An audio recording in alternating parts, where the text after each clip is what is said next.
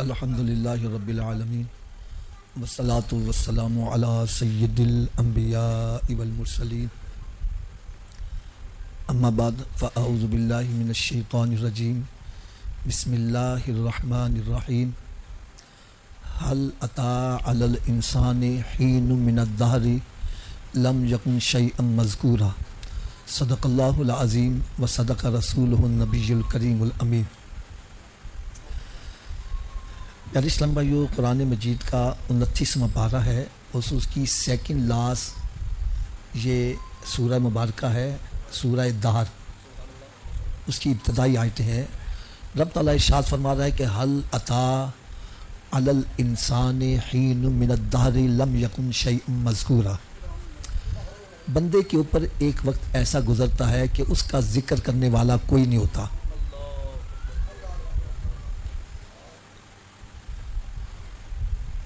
وہ کون سا وقت ہے؟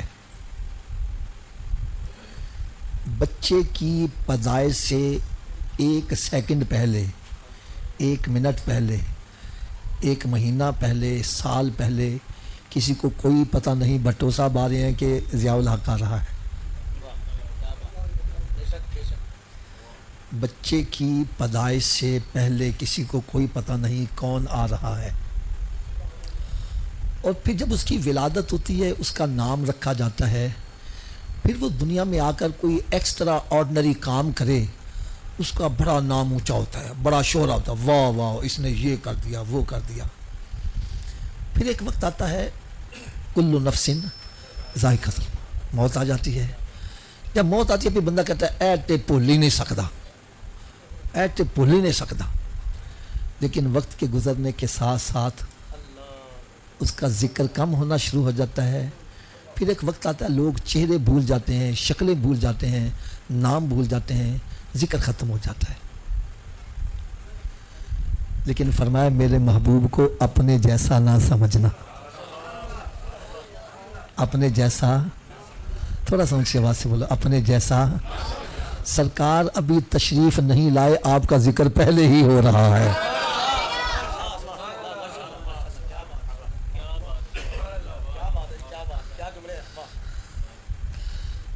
انسانیت کی ابتدا ہوئی ہے آدم علیہ السلام سے۔ سب سے پہلے انسان کون ہے؟ اونچی بولو۔ انسانیت کی ابتدا ہوئی ہے آدم علیہ السلام سے۔ جب آدم علیہ السلام کے بدن میں روح پھونکی گئی، آپ نے جب نگاہ اٹھائی تو آپ کی نگاہ عرش اعلیٰ پر گئی، اور وہاں لکھا ہوا تھا لا الہ الا اللہ محمد رسول اللہ۔ کیا لکھا ہوا تھا جی؟ تھوڑا سا اونچی آواز سے پڑھ دو یار۔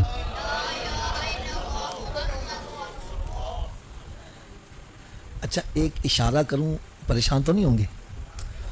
آدم علیہ السلام نے کس سے پڑھا تھا؟ نہیں سمجھ لگی؟ آپ کا کوئی استاد ہے؟ بولو تو صحیح یار۔ آپ کو پہلے پڑھانے والا کوئی بندہ ہے ہی نہیں۔ آپ نے جیسے ہی نگاہ اٹھائی، لکھا ہوا کلمہ پڑھ لیا، اس سے پتہ چلا کہ اللہ کا نبی ہوتا ہی وہ ہے جس کو رب خود سکھا کے بھیجتا ہے۔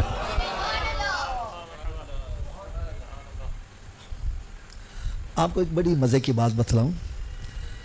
میرے پاس ایک کتاب تھی، غلام احمد قادیانی کذاب کی حیات زندگی کے حالات لکھے ہوئے تھے۔ اس میں یقین جانا مجھے پڑھ کے بڑی ہنسی آئی۔ وہ خود اقرار کرتا ہے، اپنی حالات زندگی خود لکھتا ہے۔ کہنے لگا جب میں اسکول میں پڑھتا تھا تو میں کلاس میں سب سے نکما ہوتا تھا۔ اس کی اپنی حالات زندگی لکھی، کہنا میں کلاس میں سب سے نکما ہوتا۔ اچھا جو پڑھے لکھے لڑکے ہیں نا وہ جانتے ہیں، جو اگلے ڈیسک ہوتے ہیں نا، اگلے ڈیسک، ان کے اوپر بڑے شائننگ بچوں کو بٹھایا جاتا ہے، اور جو سب سے نکما ہوتا ہے اس کو، کہنے لگا مجھے سب سے اینڈ پہ بٹھاتے تھے، اور مجھے سبق یاد نہیں ہوتا تھا۔ میرا استاد میرے کان بڑے کھینچتا تھا، کہنے لگا اس نے کان کھینچ کھینچ کے اتنے لمبے کر دیے کہ ابھی تک لمبے ہیں۔ میں نے عمر زئی سے کہا، میں نے کہا بدبخت اس کو نبی مان رہے ہو یار، کچھ شرم کرو یار، شرم کرو یار۔ آدم علیہ السلام ابھی نگاہ اٹھائی ہے، کلمہ شریف لکھا ہوا ہے۔ عرض کرنے کے مالک و مولا یہ کس کا نام ہے جس کا نام تو نے اپنے نام کے ساتھ ہی لکھا ہوا ہے؟ دیکھو لا الہ الا اللہ، جہاں اللہ کی ہے ختم ہو رہی ہے وہیں سے محمد کی میم شروع ہو رہی ہے. اللہ یہ کس کا نام ہے جو تو نے اپنے نام کے ساتھ ہی لکھا ہوا ہے؟ تو رب تعالیٰ نے ارشاد فرمایا آدم علیہ السلام اگر اس نام والے کو بنانا نہ ہوتا تو میں تجھے بھی نہ بناتا، نہ زمین بناتا، نہ آسمان بناتا، نہ لوح بناتا، نہ کرسی بناتا، نہ عرش بناتا. اگر اس نام والے کو نہ بنانا ہوتا تو میں اپنے رب ہونے کا اظہار بھی نہ کرتا. بات اصل میں یہ ہے کہ جو سرکار صلی اللہ علیہ وسلم کا ادب و احترام دل میں نہیں رکھتے، وہ یہ کہتے ہیں جی جیسے کوئی عام بچہ پیدا ہوا ایسے ہی سرکار صلی اللہ علیہ وسلم بھی اس دنیا میں تشریف لے آئے. ہمارا عقیدہ ایسا نہیں ہے. ہم کہتے ہیں اللہ تعالیٰ نے اپنے محبوب کو بڑے اہتمام سے بھیجا ہے، بڑی شان سے بھیجا ہے. اب میں چند ایک آپ کو مثالیں دوں گا یار آپ کی طبیعت خوش ہو جائے. سرکار صلی اللہ علیہ وسلم کی ولادت باسعادت سے پہلے خانے کعبے میں 360 بت رکھے ہوئے تھے. لوگ بتوں کی پوجا کرتے تھے اور اپنی اولاد کا نام بھی بتوں کے نام پر رکھتے تھے. کس کے نام پر رکھتے تھے؟ یار بڑے غور سے سننا، سرکار صلی اللہ علیہ وسلم کے والد کا نام بھی تو کسی بت کے نام پر ہو سکتا تھا نا. نام رکھا جا سکتا تھا نا. اللہ تعالیٰ نے پہلے ہی اہتمام کر دیا، ان کے والد کا نام پہلے ہی عبداللہ رکھوا دیا، اس لیے کہ جب محمد رسول اللہ محمد ابن عبداللہ کو ہی کہے گا تو جب ان کے والد کے نام کے اندر بت کا نام ہوا تو میرے محبوب کے نام کے ساتھ بت کا نام آئے گا، لہذا ان کے والد کا نام پہلے ہی عبداللہ رکھوا دیا.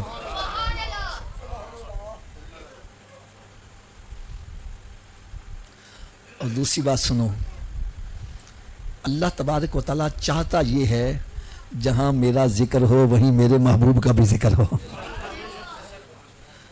کلمہ شریف میں بھی جہاں لا الہ الا اللہ وہاں محمد، اور اذان میں اشہد ان لا الہ الا اللہ کے بعد کیا ہے؟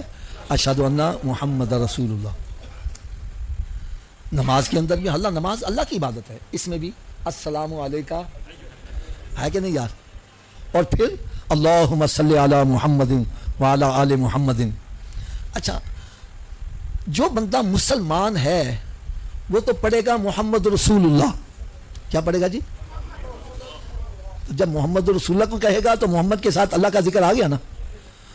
تو جو غیر مسلم ہے وہ تو محمد رسول اللہ نہیں نہ کہے گا. تو رب تعالیٰ نے ان کے والد کا نام عبداللہ رکھ دیا کہ جو محمد ابن عبداللہ کہے گا وہاں بھی میرا ذکر ہوتا چلا جائے گا. پری پلاننگ ہے. اور پھر آپ کی والدہ ماجدہ، ان کا نام بھی تو کسی بت کے نام پر رکھا جا سکتا تھا نا، لیکن ایسا نہیں ہوا. کیوں نہیں ہوا؟ جب سرکار کا میلاد پڑھا جائے گا ان کی والدہ کا بھی نام آئے گا اور والدہ کا نام کسی بت پر ہوا تو پھر وہ شان عظمت بات باقی نہیں رہے گی. اللہ تعالیٰ نے پہلے ہی اہتمام کروا دیا، آپ کی والدہ کا نام ہی آمینہ رکھوا دیا ہے. امانت والی، کہ کائنات کی سب سے بڑی امانت کی امین یہی بننے والی ہے.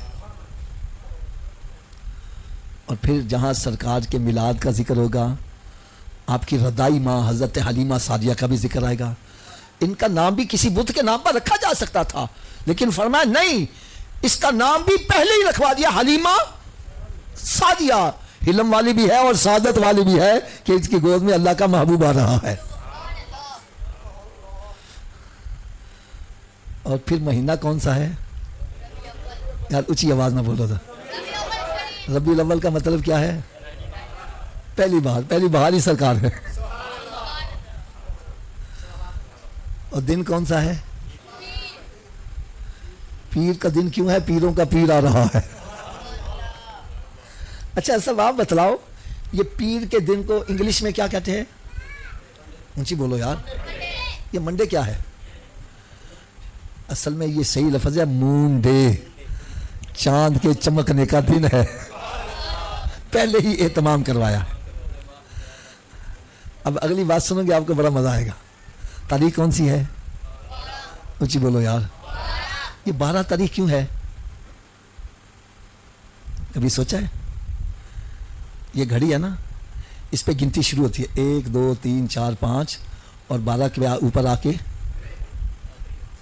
فرمایا آخری نبی آگے ہیں، آپ کے بعد آگے کوئی نبی ہے ہی نہیں ہے. ما کان محمد ابا احد من رجالکم ولکن رسول اللہ وخاتم النبیین. سرکار صلی اللہ علیہ وسلم اب آخری نبی تشریف لے آئے ہیں، آپ کے بعد کوئی نیا نبی، کوئی نیا نبی اور کوئی نیا نبی. سرکار مدینہ راحت قلب و سینہ صلی اللہ تعالی علیہ وسلم نے ارشاد فرمایا کہ جس طرح ایک عمارت بنائی گئی اور وہ عمارت ہر لحاظ سے کمپلیٹ ہو گئی. اگر آپ کو میں بڑی آسان سی بات بتلاؤں آپ بڑی آسانی سے سمجھ لو گے. یہ جو مسجد کا ہم مینار بناتے ہیں نا، جب گو کے اوپر کھڑے ہو کے بناتے جاتے ہیں، جب ہاتھ اوپر پہنچنا مشکل ہوتا ہے تو پھر کھڈا رکھ دیتے ہیں. کھڈا رکھ کے پھر وہ گو باندھ کے پھر اوپر جا کے بنانا شروع، اس طرح کھڈے رکھتے جاتے ہیں. اور جب پھر یہ کمپلیٹ ہو جاتا ہے تو نیچے آتے جاتے ہیں اور وہ کھڈے بھی، یار اونچی آواز نہ بولا، فرمایا عمارت کے ساری ہر لحاظ سے کمپلیٹ ہو گئی لیکن ایک اینٹ کی گنجائش رہ گئی. فرمایا وہ آخری اینٹ میں آ گیا، وہ نبوت کی عمارت مکمل ہو گئی ہے.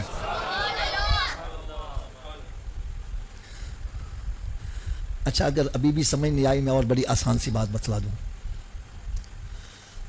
تمام آسمانی کتابیں اللہ کا کلام ہے. توریت، زبور، انجیل، قرآن مجید، تمام آسمانی صحیفے، یہ سب کس کا کلام ہے؟ اونچی بولو جا. اور ہم سب پر ایمان رکھتے ہیں، سب پر ہمارا. میرے ایک سوال ہے، توریت، زبور، انجیل آج کل اصل حالت میں، اونچی بولو، اور قرآن اصل حالت میں ہے، اس کی وجہ کیا ہے؟ اللہ رب العزت نے ارشاد فرمایا نحن نزلنا الذکر وَإِنَّا لَهُ لَحَافِظُونَ.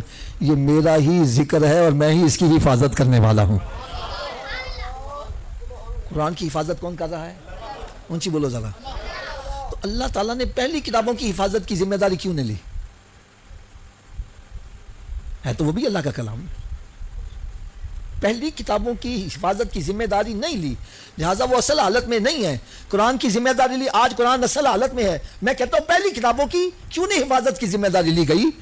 اس کی وجہ یہ ہے کہ سرکار آخری نبی ہے، آپ کی امت آخری امت ہے اور ان کا جو دین ہے وہ قیامت تک رہے گا، لہٰذا قیامت تک قرآن پاک کی حفاظت میں اپنے ذمہ لے لیتا ہوں.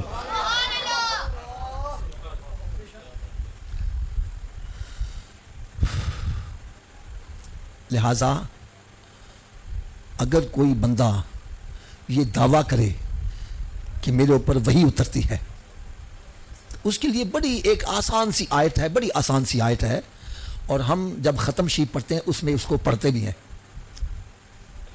والذین یؤمنون بما انزل الیک وما انزل من قبلک وبالآخرۃ هم یوقنون. مومن وہ ہے جو ایمان رکھتا ہے اس پر جو اتارا گیا ہے میرے محبوب تیرے اوپر، یعنی قرآن مجید، وما انزل من قبلک، اور جو آپ سے پہلے اتارا گیا ہے، اتارا زبور، انجیل، ساری کتابیں آ گئی. اور اگر بعد میں بھی کوئی کلام اترنے والا ہوتا تو رب فرماتا جو بعد میں اترے گا اس پر بھی ایمان رکھے، اور اس کا ذکر نہیں ہے. اس سے پتا چلا سرکار پر نبوت ختم ہو گئی اور وحی کا سلسلہ بھی منقطع ہو گیا. اگر کوئی یہ کہے کہ میرے اوپر وحی اترتی ہے وہ جھوٹا ہے، کذاب ہے، وہ دائرہ اسلام سے خارج ہے. حضرت صاحب آج میں آپ کو ایک بڑی ایمان افروز بات سنانے لگا ہوں، ہو سکے تو یار اس کو نہ اپنے دلوں پہ نقش کرو. آپ میں سے شاید کوئی بزرگ جانتے ہوں، قبلہ سید ابو البرکہ شاہ صاحب رحمۃ اللہ حزب ناف والے، یہ مفتی اعظم پاکستان تھے. آپ کو بڑے بڑے جید علماء کرام جو ملیں گے وہ سید صاحب کے شاگرد یا ان کے شاگردوں کے شاگرد نظر آئیں گے. بہت آپ کا فیض ہے، اور الحمدللہ مجھے ان کی صحبت میں ملی، ان کے پیچھے جمعے پڑھنے کی بھی سعادتیں ملی. بلکہ میں تو کہا کرتا ہوں اگر کسی نے سید صاحب کی کرامت دیکھنی ہے تو مجھے دیکھ لے. میں گورنمنٹ کالج لاہور میں پڑھتا تھا، بی ایس سی کا اسٹوڈنٹ تھا، فزکس کیمسٹری میتھ میں. 1975 میں نے بی ایس سی کی تو سید صاحب کی صحبت میسر آئی. میرے والد صاحب ریلوے میں ملازم تھے تو ان کو کوٹھی وہاں ملی جہاں سید صاحب کی سامنے جمعے کی نماز پڑھانے، لوکو شاہ والی مسجد میں. تو سید صاحب کی صحبت ملی تو سید صاحب نے فرمایا بیٹا قرآن حفظ کرو. کیا کرو؟ اونچی بولو یار. اب آپ سمجھتے ہیں بی ایس سی کے بعد حفظ کرنا، لیکن سید صاحب کی نگاہ کرم تھی، الحمدللہ آج تک قرآن پاک یاد ہے. ایسی پھر کایا پلٹی کہ میں آپ کو بتلا نہیں سکتے، لائن ہی بدل دی۔ سید صاحب قبلہ جمعہ پڑھا رہے تھے، جمعے کا خطبہ دے رہے تھے۔ یہ ان دنوں کی بات ہے جن دنوں میں مرزائیوں کو غیر مسلم قرار دیا گیا تھا۔ تو ایک مرزائی آیا اور سید صاحب کے ہاتھ پر اس نے بیعت کی اور توبہ کی اور وہ مسلمان ہو گیا۔ کیا ہو گیا؟ پھر اس نے اجازت طلب کی کہ سید صاحب اگر آپ مجھے تھوڑا سا ٹائم دے تو میں مائک کے اوپر کچھ گفتگو کر لوں۔ سید صاحب نے اجازت دے دی۔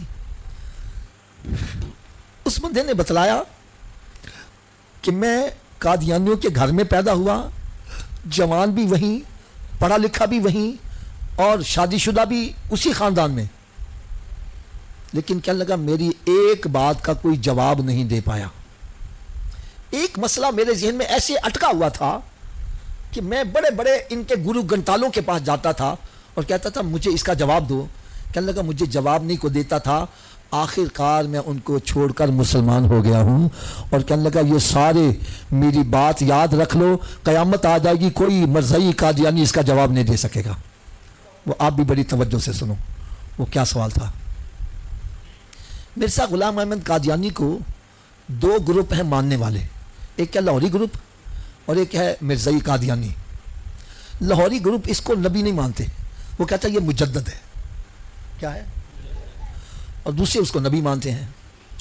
یہ بدبخت لعین پتہ کیا کرتا تھا، جب لاہوریوں کے پاس جاتا، لاہوری گروپ کے پاس جاتا، وہ کہتا ہے میں نبی نہیں ہوں، میں مجدد ہوں، جو مجھے نبی کہتا ہے جھوٹے ہیں، کذاب ہیں۔ اور جب ان کے پاس آتا کہتا ہے میں مجدد نہیں ہوں، میں نبی ہوں، جو مجھے نبی نہیں مانتا وہ جھوٹے ہیں، کذاب ہیں۔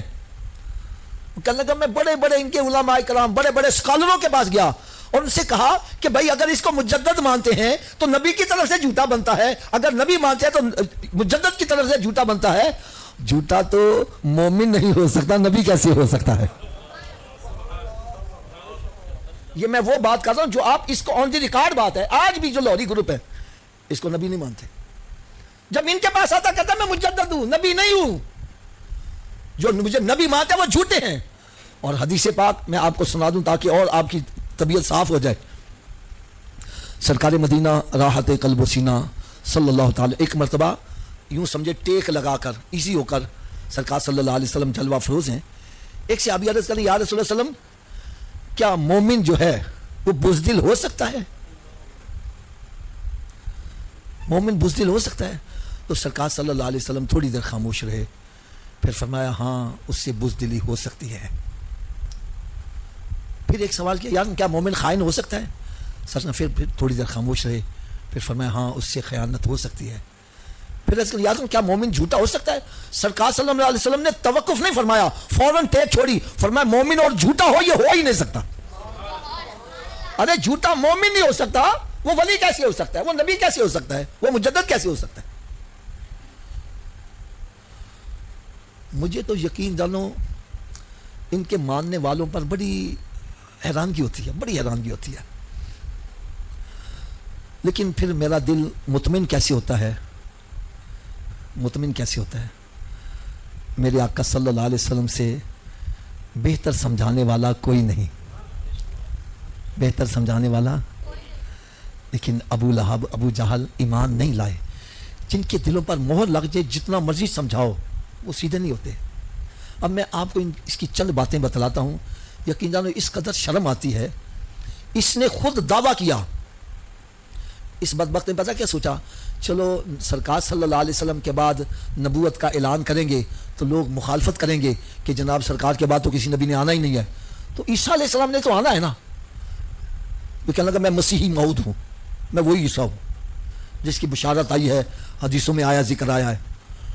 اور قرآن مجید چھٹا پارا ہے، اس کا دوسرا رکوع ہے، رب تعالیٰ نے قرآن مجید میں ارشاد فرمایا وَإِن مِّنْ أَهْلِ الْكِتَابِ إِلَّا لَيُؤْمِنُنَّ بِهِ قَبْلَ مَوْتِهِ کہ حضرت عیسیٰ علیہ السلام جب تشریف لائیں گے تو ان کی موت سے پہلے، انتقال سے پہلے ساری دنیا میں اسلام پھیل جائے گا، ہر طرف اسلام ہی اسلام ہوگا۔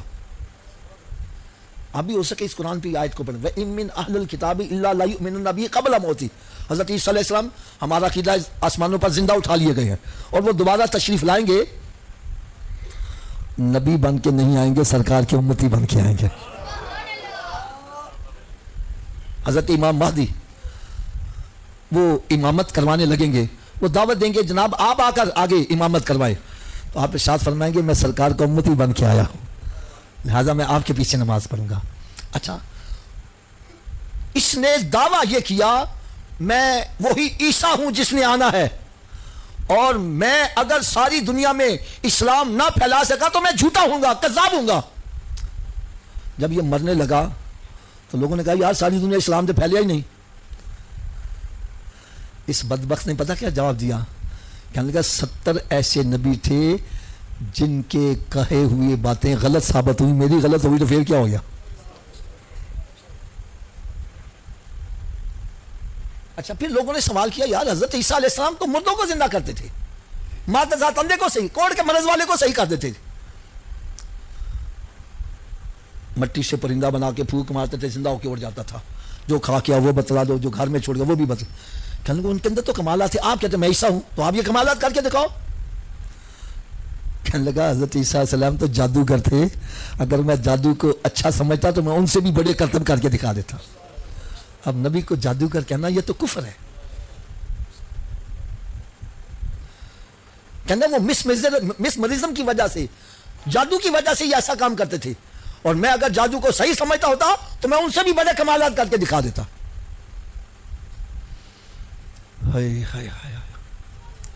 پھر اگلی بات سنو، یقین جانو دل کانپ جاتا ہے کہ یہ بدبخت کس کے پیچھے لگے ہوئے ہیں۔ یہ انسان کا جو پیٹ ہے نا، پیٹ، اس کے درمیان ایک جھلی ہوتی ہے، نیچے فضلہ ہوتا ہے، اوپر خوراک ہوتی ہے، درمیان میں جھلی ہوتی ہے، اوپر خوراک ہوتی ہے اور نیچے فضلہ ہوتا ہے۔ اس بدبخت کی جھلی پھٹ گئی اور منہ کے راستے سے ہی پھگانا کیا کرتا تھا، یہ غلاظت اس کو منہ کے راستے آیا کرتی۔ اس قدر بدبخت، منحوس، اور پھر ماننے والے اس کے، ان کے دلوں پر ایسی مہر لگی ہوئی کہ وہ، میرا مطلب ہے کہ یہ سمجھتے ہیں کہ ہم ان کو مان کر، اصل میں نے ایک چیز اور محسوس کی ہے، یہ پھیلتے کیوں جا رہے ہیں، بڑھتے کیوں جا رہے ہیں، یہ ہماری نوجوان نسل کو پرچیز کرتے ہیں، خریدتے ہیں۔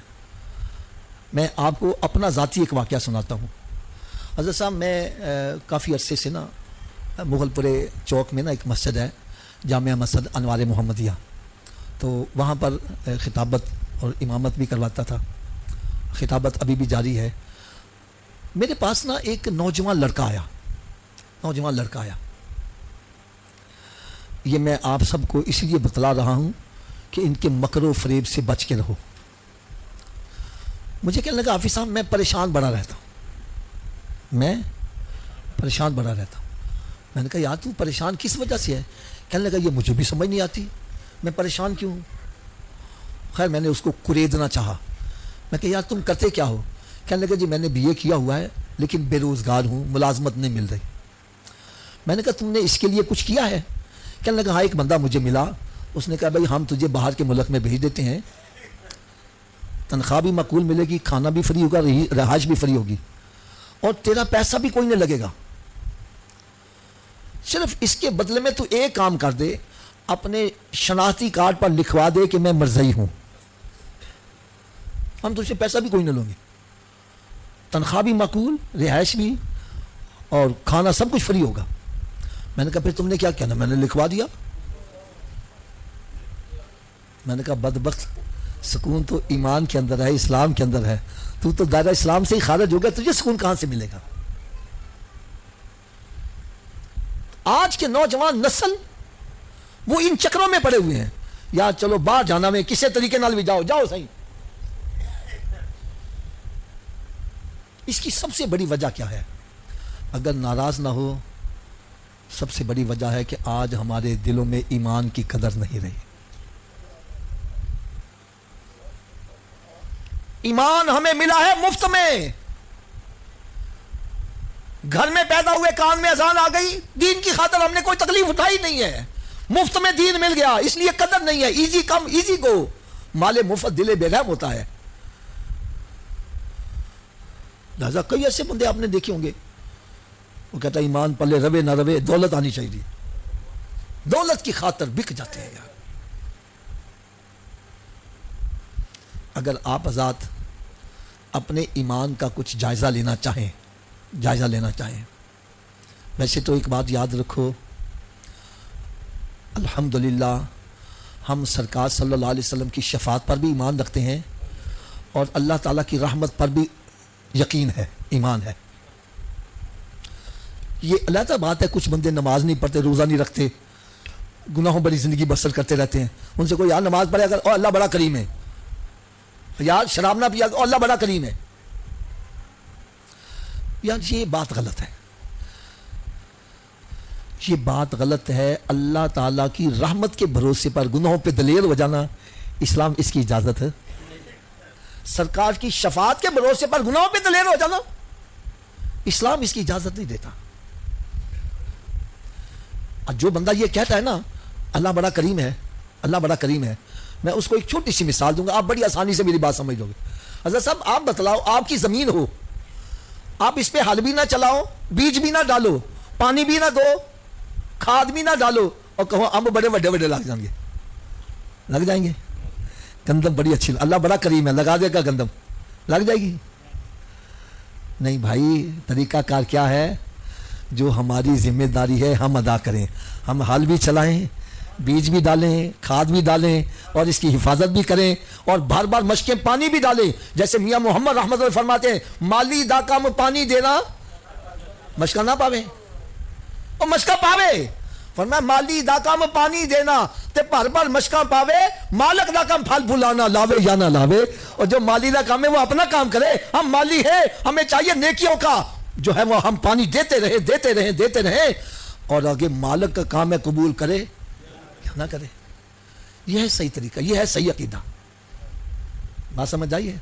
اچھا چلیں, میں اس بات اس طرح ایک طرف رکھے, ہم اللہ تعالیٰ کی رحمت پر بھی امید رکھتے ہیں, سرکار کی شفاعت پر بھی ہمارا ایمان ہے, لیکن اس بات سے تو آپ سب متفق ہیں نا کہ جنت میں اللہ کی رحمت سے مسلمان ہی جائے گا, کافر, سرکار کی شفاعت سے مسلمان ہی جنت میں جائے گا, کافر. اونچی بولو یار, آواز کم ہو گئی ہے. اس میں تو شک شبے والی بات کوئی نہیں ہے. تو پھر ایک مسلمان کو اپنے ایمان کی حفاظت تو کرنی چاہیے کہ نہیں کرنی چاہیے, کہ نہیں کرنی چاہیے؟ یار ہم رہ گئے, صحابہ کرام کو بھی ایمان کی بڑی فکر ہوتی تھی. ایک صحابی رضی اللہ تعالیٰ عنہ عرض کرتے ہیں, یا رسول اللہ صلی اللہ علیہ وسلم ہمیں کیسے پتہ چلے ہمارے اندر ایمان ہے کہ نہیں ہے؟ دیکھو بھائی, میں کہتا ہوں میرے پاس تسبیح ہے, آپ کہتے ہیں دکھاؤ, میں کہتا ہوں دیکھو یہ تسبیح ہے, یہ دیکھی جا سکتی ہے. اب میں کہوں میرے پاس ایمان ہے, آپ کہتے ہیں دکھاؤ, دکھا سکتا ہوں, تو کیسے پتہ چلے ایمان ہے کہ نہیں ہے؟ اگر ٹیسٹنگ بتلا دوں, کر لو گے ٹیسٹ اپنے ایمان کو؟ بولو تو صحیح یار, کر لو گے؟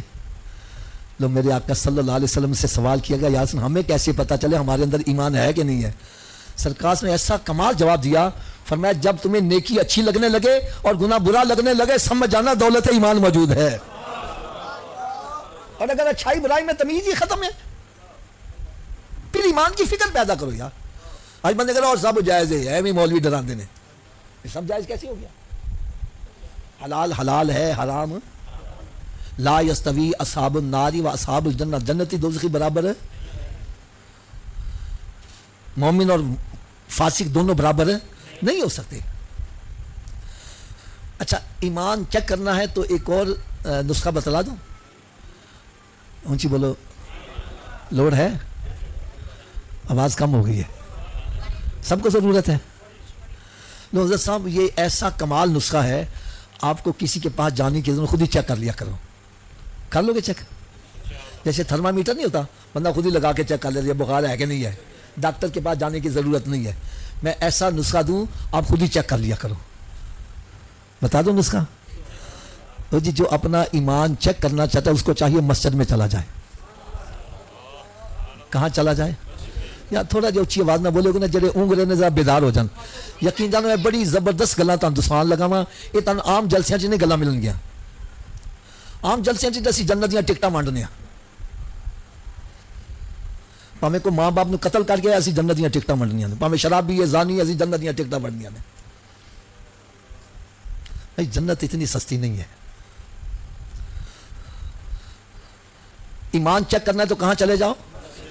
تھوڑا جا اچھی آواز نہ بولو، ایک دفعہ پھر اچھی آواز نہ بولو۔ فرمایا اگر مسجد میں جا کر تیرے کلیجے میں ٹھنڈ پڑ گئی ہے سمجھ جاؤ ایمان موجود ہے۔ کیونکہ مومن مسجد میں اس طرح ہے جیسے مچھلی پانی میں ہے، پانی کو مچھلی کو پانی سے باہر نکالو تڑپتی ہے، مومن مسجد سے باہر تڑپ رہا ہے، اور یاد دیکھیے اذان کی آواز نہیں آئی، اور یاد ٹائم تو نہیں ہو گیا، یاد دیکھیے کہ وقت نماز لگ نہیں گیا، تڑپ رہا ہے، جیسے اذان ہوتی ہے مسجد میں آتا ہے ٹھنڈ بڑھ جاتی ہے، فرمایا سمجھ جاؤ دولت ایمان موجود ہے۔ اور اگر مسجد میں جا کر پریشان ہو گیا ہے، بھاگنے کی سوچ رہا ہے، مولوی دے گلے پہ گیا، مولوی صاحب ایڈیاں لمیاں دکھاتا تانتے کام کوئی نہیں، میری پیچھے دکان پہ ہی ہوئی ہے، جلدی جلدی ٹھونگے مار کے وہ جا رہا ہے جیسے کوئی کلاشن کوف لے کے پیچھے، تو 2 سیکنڈ بوتے لائے تن اڑا دیا جائے، بھاگتا ہے۔ فرمایا اگر مسجد میں آ کر دل نہیں لگ رہا، بھاگنے کی سوچ رہا ہے، تو سمجھ جاؤ اندر نفاق آ گیا ہے۔ کیا آ گیا ہے؟ اچھی بول دیو یار۔ کیونکہ منافق مسجد میں اس طرح ہے جیسے پرندہ قید میں ہے، ایک پرندے کو پنجرے میں ڈال دو، ادھر ٹکر مار ادھر ٹکر مار ادھر ٹکر مار، چھوٹا سا سوا وہ بھاگ کے گیا، فرمایا یہ بھی آتا ہے ٹکرے مار کر وہ بھاگ کے جاتا ہے۔ اچھا میری بات سمجھ آ رہی ہے آپ کو؟ میری باتوں کا جواب دو گے؟ ذرا آواز کے ساتھ جواب دینا۔ جس نے ایمان چیک کرنا ہے کہاں آ جائے؟ اگر مسجد میں آ کر کلیجے میں ٹھنڈ بڑھ گئی ہے تو اندر کیا ہے؟ اور اگر مسجد میں آ کر دل نہیں لگ رہا، بھاگنے کی سوچ ہے، اندر کیا آ گیا ہے؟ تو جرا مسیطے وردہ ہی نہیں ہوتی اندر کیے گا۔ میرا حضرت صاحب ایک کلپ ہے، پوری دنیا میں الحمدللہ وہ سن کر پتہ نہیں کتنے ہزاروں بے نمازی بن گیا۔ آپ سرچ کریں گے نا، اس کا ٹائٹل ہے مہمان کی 3 قسمیں۔ مہمان کی، یہ فیس بک پر جائیں گے، یوٹیوب پہ آپ کو وہ مل جائے گا کلپ۔ مہمان کی 3 قسمیں ہوتی ہیں۔ کتنی قسمیں ہیں؟ پہلی قسم کا مہمان آ جائے، ہم کہنا یار آ گیا وے جاوے ہی نہ، او حضرت صاحب بیٹھ جاؤ، جا کے کی کرنا جے، او چاہ پی کے جاؤ، روٹی کھا کے جاؤ، ایڈی جلدی کی جان دی لوڑ ہے۔ میں کہتا آ گیا جا نہیں نہ۔ یہ مہمان کی کون سی قسم ہے؟ دوسری قسم آ گیا، میں کہنا فٹافٹ نکلے، اچھا یار کوئی ضروری کال ہے تو فون تے کال لی، نکلو فٹافٹ۔ یہ مہمان کی کون سی قسم ہے؟ تو تیسری قسم ہے، میں کہتا ہے میرے گھر چ وڑے ہی نہ، میرے گھر چ۔ یہ مہمان دی تیجی قسم ہوئی۔ پہلی قسم کون سی ہے؟ آ جائے تھے۔ دوسری قسم آ گیا تھے، اچھی بولو یار ذرا، یقیناً بڑی زبردست گل کرنا، آ گیا تھے فٹافٹ۔ تیجی قسم کیڑی ہے؟ یار مسجد کدا گھر ہے، جیسی اللہ دے گھر چ مہمانہ دی کیڑی قسم ہے گیا؟ ہر بندہ اپنے گرے بان چ چانک کے دیکھے، اگر مسجد چایا ہوئے نماز پڑھ کے پھر یا تو جانا نہیں، حافظ جی میں ذرا تسبیح پڑھ لواں، میں ذرا قرآن پڑھ لواں، میں ذرا ذکر اذکار کر لواں، یہ مطلب ہے پہلی قسم ہے رب کہنا بیٹھ جاؤ بیٹھ جاؤ، بیٹھ جاؤ بیٹھ جاؤ بیٹھ جاؤ۔ تو جب مسیطے آیا جلدی جلدی ٹھونگے مار کیا ہو گیا وے، میں دوسری قسم ہے رب نہیں چاہتا میرے گھر چ بہت ہی ڈیٹا نکلا باہر پڑا، چل نکل۔ کہ جڑا مسیطے وردہ ہی نہیں، انہیں اپنی قسمت تے آنسو بہانے چاہیے نے کہ اللہ تعالیٰ اس بندے تے اس قدر ناراض ہو گیا وے، انہیں اپنے گھر چ وڑنا پسند ہی نہیں کرتا۔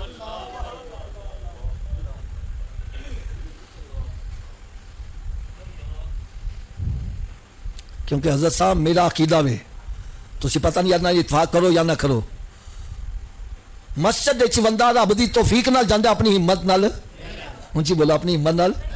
اگر نہیں سمجھ آ رہی میں اور مثال دینا، آج ہماری مساجد میں جو سہولتیں میسر ہے عام گھروں میں نہیں ہے، اے سی لگے ہوئے، کارپیٹ بچھے ہوئے، پکھے لگے ہوئے، گرم ٹھنڈے پانی کا بندوبست ہونا تو چاہیے، پورا پنڈ مسیطے آ جاوے، لیکن آندہ ہوئی ہے جنہوں رب تعالیٰ، اونچی بولو رب تعالیٰ۔ یار اگر حالے بھی سمجھ نہیں آ رہی میں اور بڑی آسان زبان استعمال کر لیا۔ ایک بندہ ملازم سی، اپنے سیٹھ نال سفر کرتا جا رہا سی، ملازم نمازی سی، سیٹھ بے نمازی سی، چلتے چلتے نماز دا ویلا ہو گیا۔ کی ویلا ہو گیا جی؟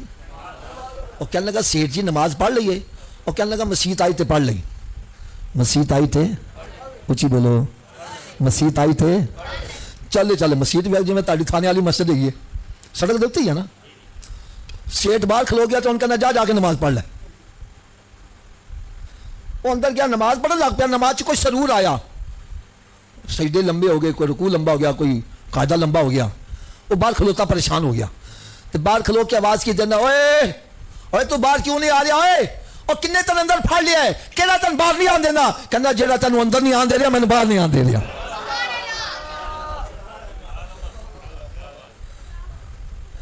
بھائی اے دیکھو میرے ہاتھ بندے ہوئے، اگر مہمانہ دی دوجی قسم جے یا تیجی قسم جے تے آؤ اج رب نال صلح کر لو. اللہ تعالیٰ صلح تے راضی جے. مر گئے تو پھر اسی کہاں گے رب راضی ہو جا، تو پھر رب نے راضی. تسی کہو گے جی رب نال صلح کرن دا طریقہ کی ہے، تو طریقہ بھی تمہیں میں قرآن چوں دس دینا وا. کر لو گے صلح؟ آواز کٹ گئی ہے.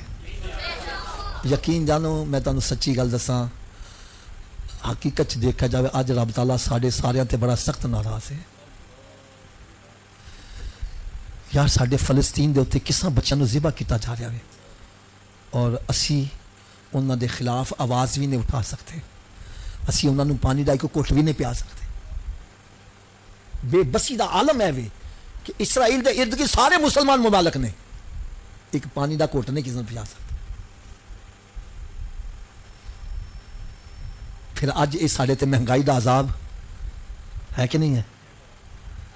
حضرت صاحب اس نالوں وڈا عذاب کی ہوئے گا؟ ایک ایک ضلع دے وچوں روزانہ ہزاراں دی تعداد تے بچیاں نس کے جا رہی ہیں، لو میرج کروا رہی ہیں.